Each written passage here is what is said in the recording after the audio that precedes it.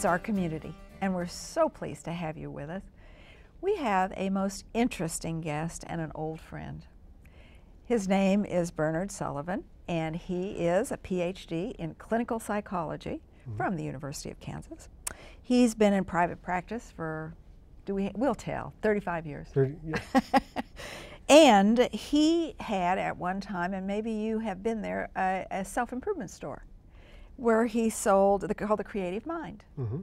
And they had the most interesting things in there. He's published articles in major psychology journals. He's received 3 awards from the Kansas Association of Professional Psychologists, and he's just written a book, which we're going to talk about a little bit later. And what the most interesting thing, and I found this out, I didn't know it, was that you were a former Golden Gloves boxing champion. That's right, many years ago. Could you do it now? No, not a chance. Well, we do lose a few of our little things over the years that we could do. I seem to have lost more than a few. Me too, but we don't talk about it. It's a secret. We're going to talk about good and evil. Yes. Which I find just such an interesting subject. Socrates says, the only good is knowledge, and the only evil is ignorance. Not that simple, is it? No, no. Well, there's always an ongoing discussion as to whether people are basically good or basically evil. Does it have to be one or the other? It doesn't have to be one or the other. In fact, I really believe that modern psychology and neuropsychology indicates that it can't be either or, it's always both. And I like to offer people a little visual aid that's handy, you know, and to think of our ancestors, in order to survive in a world that, you know, Thomas Hobbes said was poor, nasty, brutish, and short, they needed all kinds of survival strengths.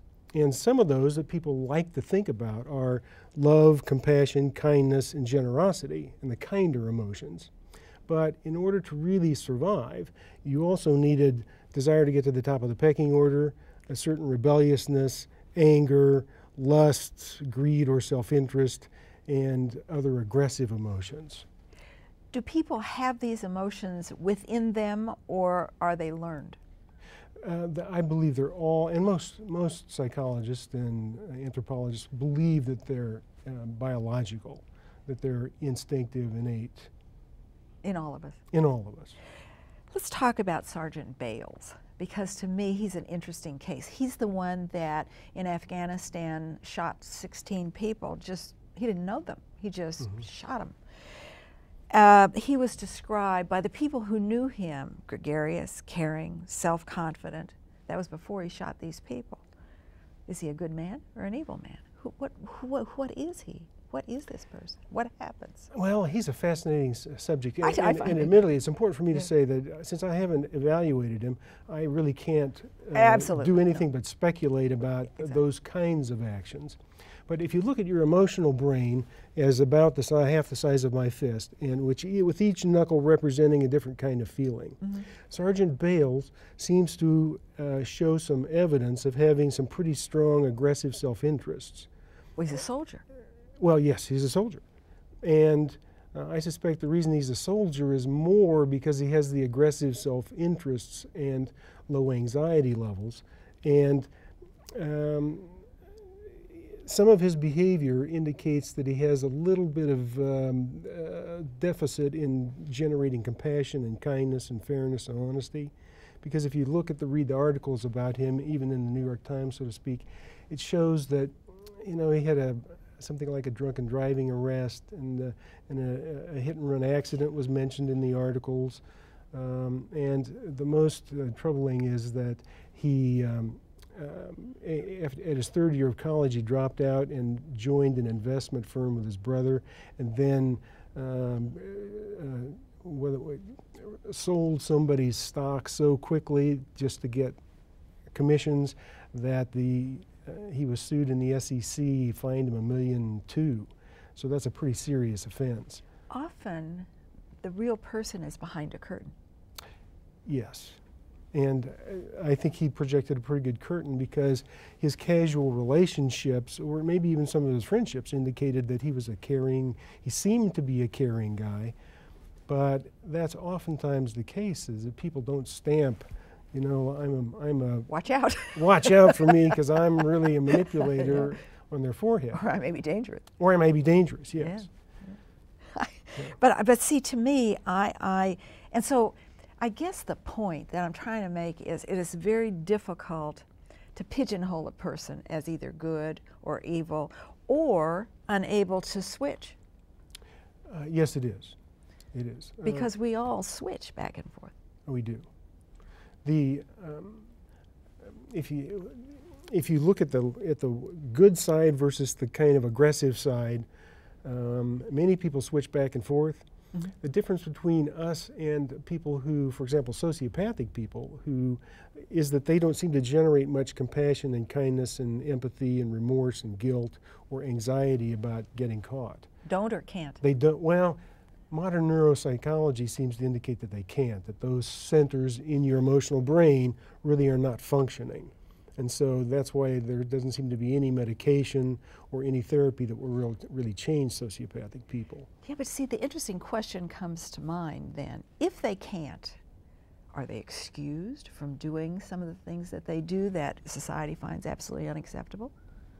Well, interesting question. My personal belief is that you have to penalize that behavior, and you have to protect society from those kinds of people. So if you can put them in jail for their offenses, I think we need to do that.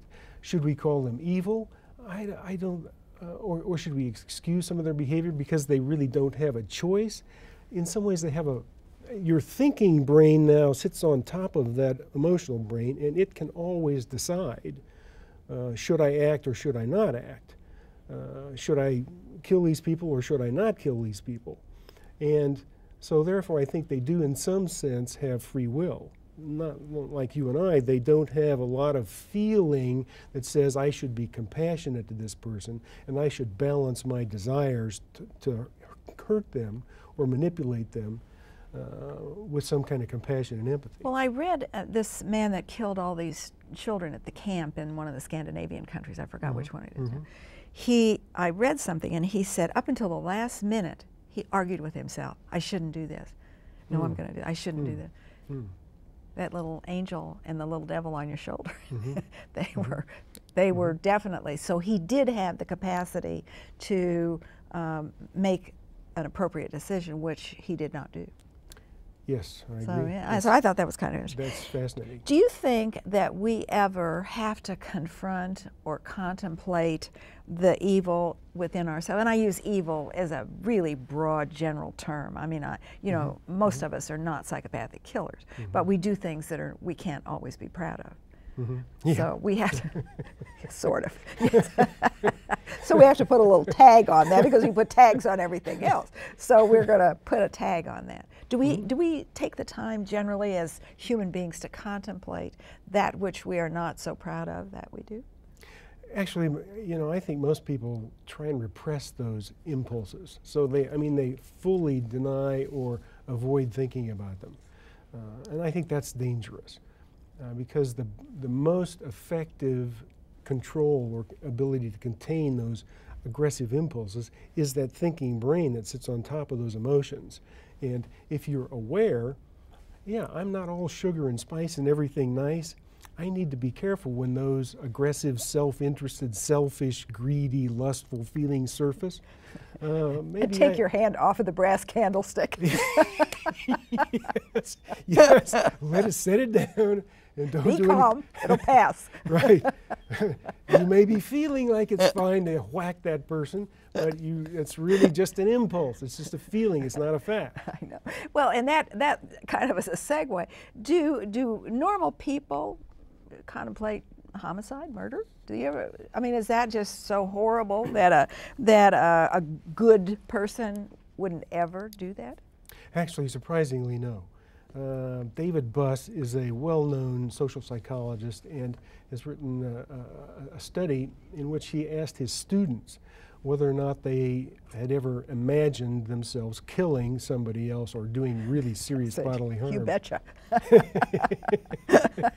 And I think it was about 91, 92%, 94% of males, and I think 82% of females, roughly, had really imagined vividly hurting someone, and most of them to the point of killing them. Yeah. And that's an astonishing number. Well, and I think it's interesting, and you say, well, how can that be?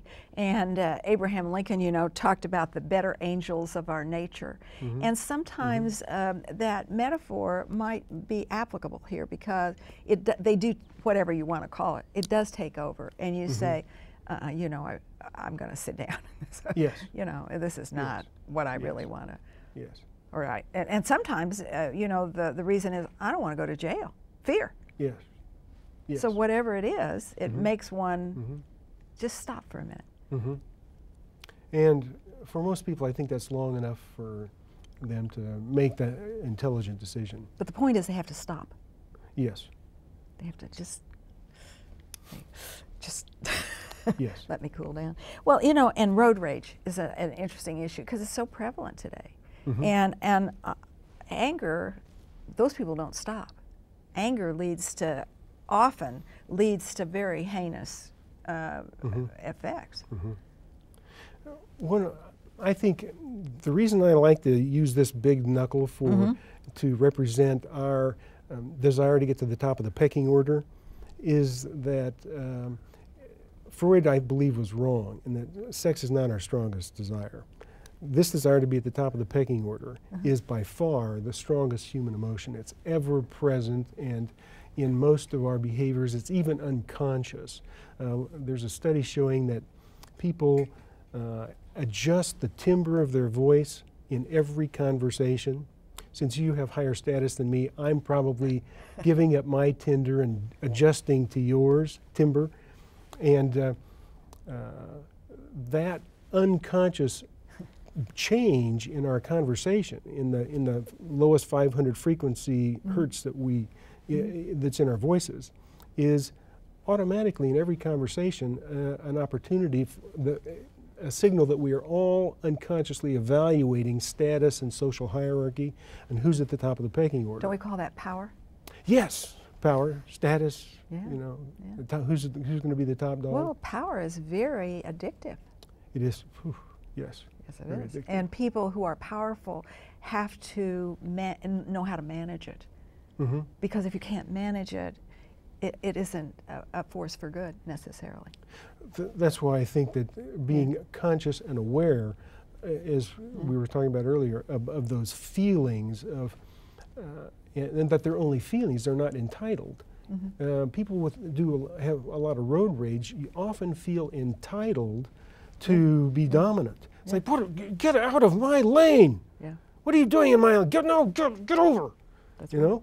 And see, at that point, you raise your voice. Yeah. See? Yeah. It's interesting, isn't it? Yes. Well, you know, I wonder if the real question is not what makes people kill, but what keeps them from killing or from doing horrible things. And that sits on top. The do-good part of your brain, perhaps, comes into play. I think it is, in most of the situations, the primary force for good, so to speak. And there are two opportunities that thinking, you know, I don't have a right to run somebody off the road or hit them with a bat or something. And then you also, in many people, you have lots of compassion and empathy and kindness and generosity, so that you will not just have the angry desire to pound them into submission. You will also have some compassion and empathy for them. So then I could extrapolate from this conversation that you believe that there is still hope for this world. I do. I do. The people really do. Sociopaths are only about 3 or 4% of the population. And the rest of us have a lot of these compassion and kind emotions. In different degrees. In different degrees, along a continuum. There's Yeah. Mother Teresa over here, you know. And then there's the mobsters over here on the other end. And most of us kind of hang around the middle. Yeah. Well, you know, Shakespeare says, the web of life is of a mingled yarn, good and ill together. Mm-hmm. And I believe that. I think that's just about where we are. I think that's an apt description. I want to talk about, capital letters, the book. And Well, there it thank you. is, Confidence Beyond Measure, the Science of Believing in Yourself. And that's the other part of Bernie Sullivan. He introduces here an inborn self-confidence that has nothing to do with your childhood, your success, or your positive thinking. That's right. I believe that it is a biological part of this emotional brain that is part of this sense of importance and worth, and I should get to the top of the pecking order. Pecking orders are incredibly, almost universal, because they offer a lot of value in terms of survival. If you breed the alpha male, the strongest, healthiest, smartest alpha male, to the healthiest alpha female, or all the females, you get better horses, dogs, cats, or people, or porpoises, or whales, or whatever. And the feeling that makes pecking orders work is, I should be at the top of the pecking order. I will sleep by the fire, you move over. We talk about core confidence. What is core confidence? How do you define that? I define that as not based on your childhood, how successful you've been, or how positively you think about yourself. No matter how many affirmations you say, I'm good enough, I'm smart enough, and doggone it, people like me. That really doesn't affect the strongest element of confidence, is that from that basic biological emotional core, which I believe is so deeply and permanently part of us that it can't be damaged by neglect or rejection or criticism, even if it's lifelong neglect. But I believe that you have to believe before it can come up. You have to believe. Well, I think in putting that into my words, I think that belief is the feeling of core confidence, the feeling of, I am going to be successful. My favorite example is Michael Jordan. On one of his videos, he said, if I get the ball, you're at the mercy of whatever I want to do, and there's nothing you can say or do about it. I own the ball. I own the game. I own the guy who's guarding me. I can actually play him like a puppet. I think that's an inborn feeling that isn't affected by events or what's happened to you or how nice your parents were to you. Or Is it genetic? I think it's genetic. Okay. I think that, it's really interesting. Same words keep cropping up no matter what we talk about. And one of the words that comes to mind is power. If this inborn core confidence comes up, it creates in that person a sense of power. Yes. Is that absolutely correct? I mean, I'm walking on soft ground here, No, I think that's absolutely correct. Yeah. Well, and I'll use myself as an example. I'm an only child. And my father always said to me, well, if anybody else can do it, you can do it. So I always thought, hey, swell. I mean, there were a few things that I found out that I couldn't do, but I kind of stay away from that and do the things that I can do well. But nobody ever said to me, you can't do that. So I could, very early, develop that core confidence in myself because somebody said something to me. That does help, I do think it does help. I like to make a distinction, and that's what this book is really where it breaks from tradition, is that it makes a distinction between the kind of confidence that you can think about, that you can develop, that your parents can instill in you by helping you really think and experience that you can do things, and the kind of instinctive, innate confidence. And I think that you essentially demonstrate a combination of both. That you have the best of both worlds. You have a strong sense of instinctive worth and value, and you also have parental training that you can do it. If they can do it, you can do it. And you also have successful experiences in your life that magnify that thinking-based confidence. So you have both the feeling and the thinking-based confidence, and that's well, and the best. core confidence, it occurs to me, also does have a tie-in with what we're talking about before with good and evil, because if that confidence is so strong, then the power is even stronger, and if that power is not used for good, then you get genocide like we see in Sudan. Yes.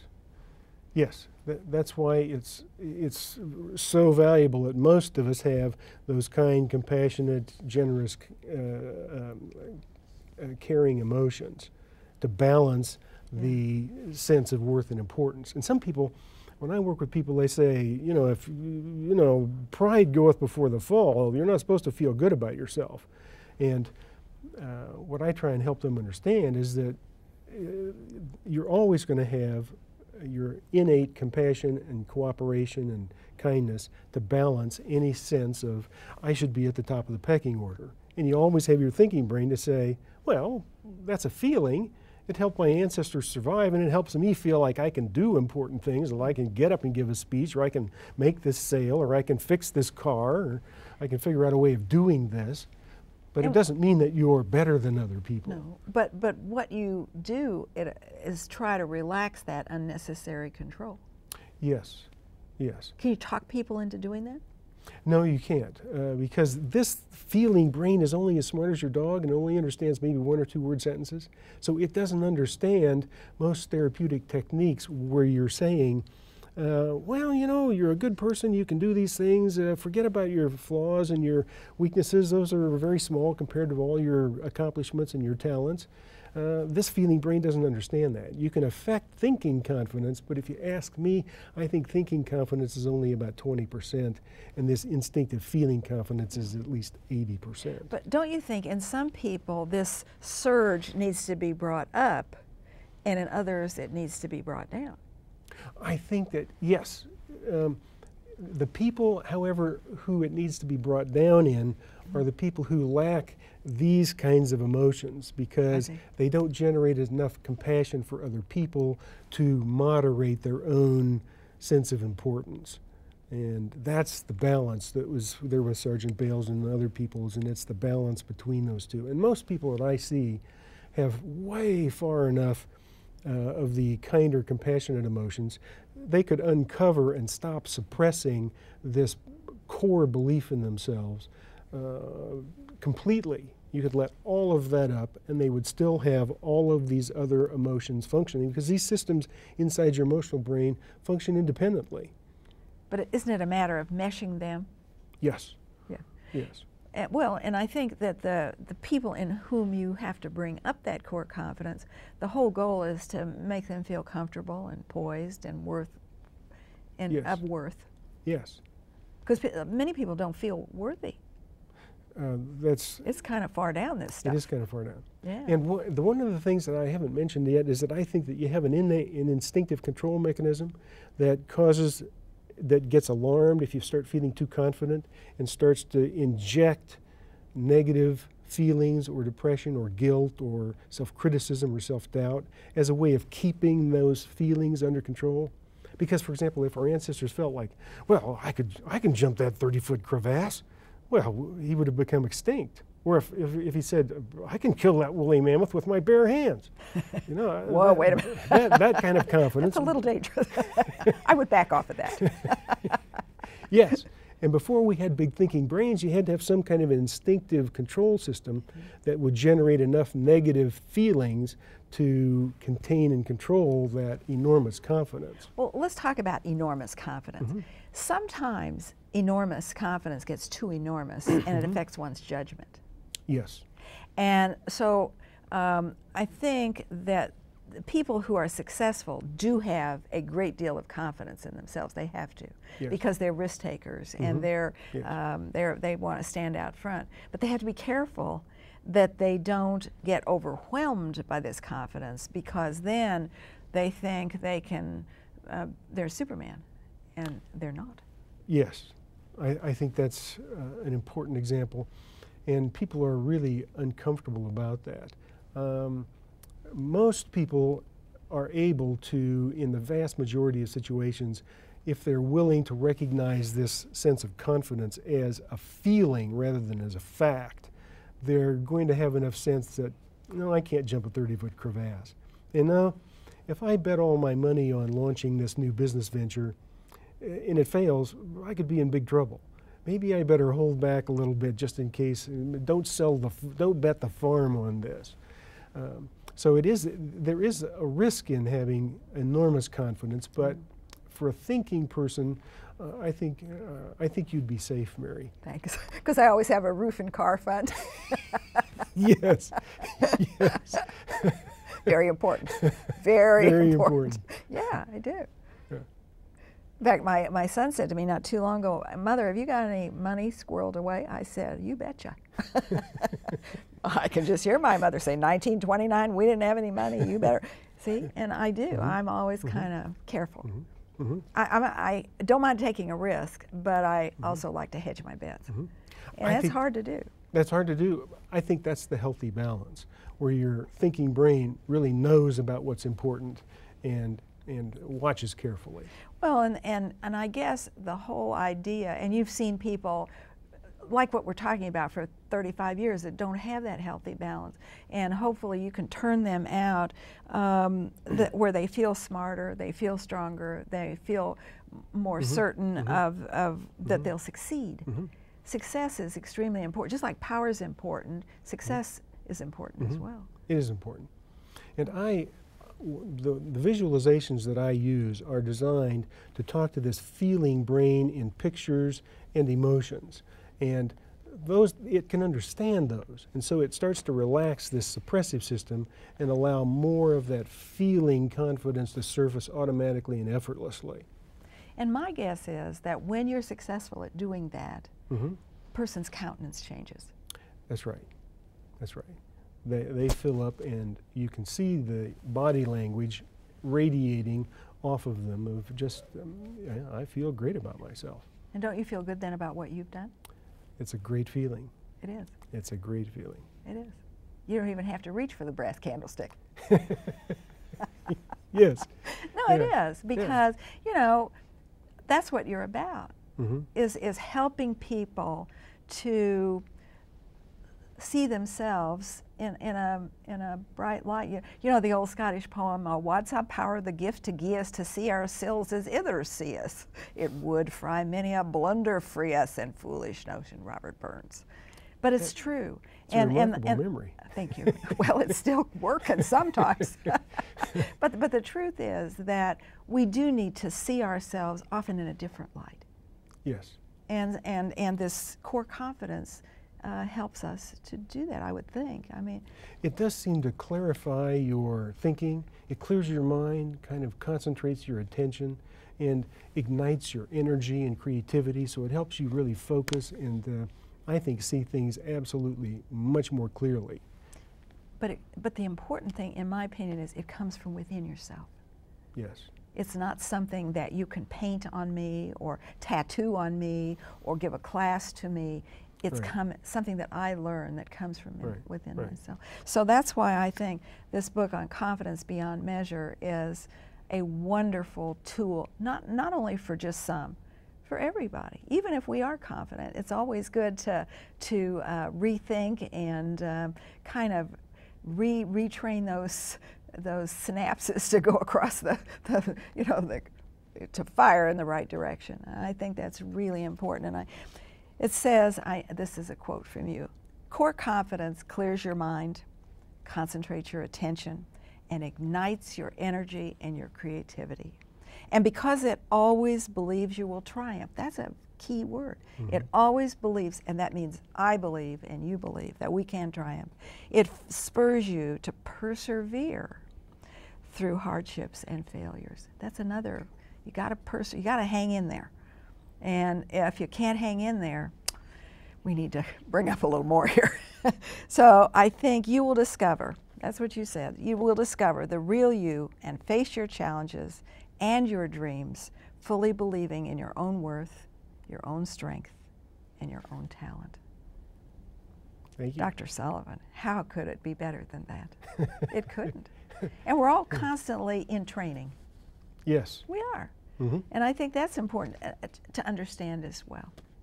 I can't tell you how pleased I am that you came today and that we had a chance to talk about so many subjects that we all think about and we all ponder and we all worry about.